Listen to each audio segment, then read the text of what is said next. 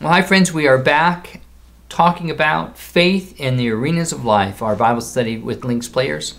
It has 10 lessons and we're on lesson number 8, Greg. This is Greg Hurley, who's been with me throughout our conversations introducing each of the lessons. And we have come to our 8th lesson, which has to do with community. That is one of the 7 C's in your ways for people to get involved in their lives and strike a balance of priorities.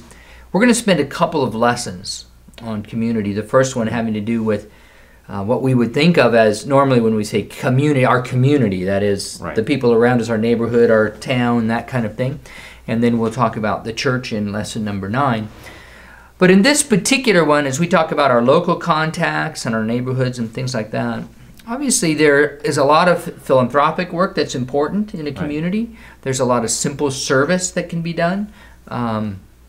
I certainly wouldn't argue with the guy who decides to go through the neighborhood one Saturday afternoon and just find stuff that doesn't belong and pick it up and put it in the trash, you know, that kind of thing. It's, we wouldn't think of that as some great philanthropic act, but it's important to the way communities come together. How would you, Greg, as you're sitting there in your office talking to someone about the priorities of their life, guide them in getting involved in their community?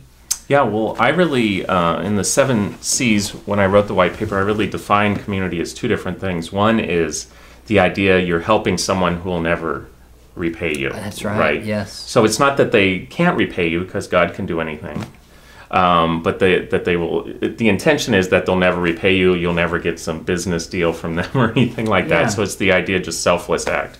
And then the other one, equally important, is really the band of brothers.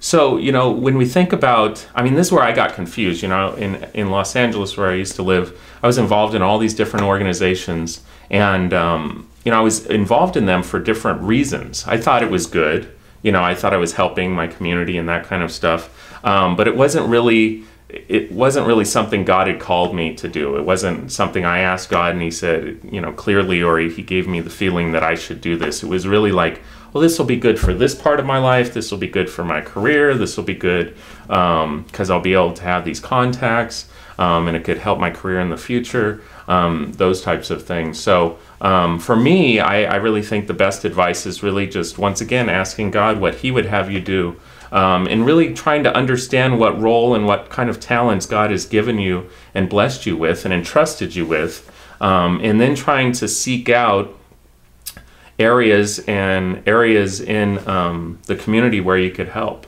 and not overdo it. I think a lot of us, when we go to serve, we overdo it, and then that becomes our God, and then that becomes a problem. But really kind of trying to key in on some areas and know that you don't have to do everything all at once.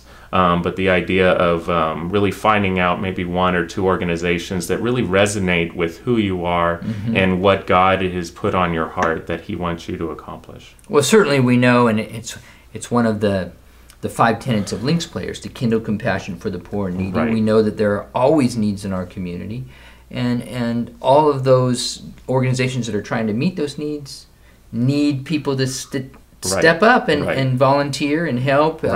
At a big event or on an ongoing basis, there are a lot of opportunities like that. There's tremendous amount of opportunities.